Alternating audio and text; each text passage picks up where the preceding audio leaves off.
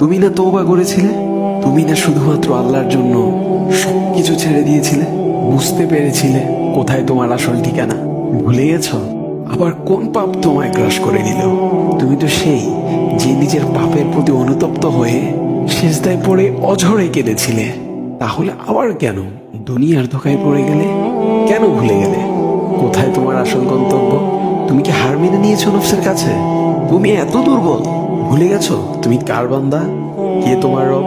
তোমার রব তো সর্বশক্তিমান। সর্বশক্তিমানের বান্দা আবার কখনো দুর্বল হয় নাকি?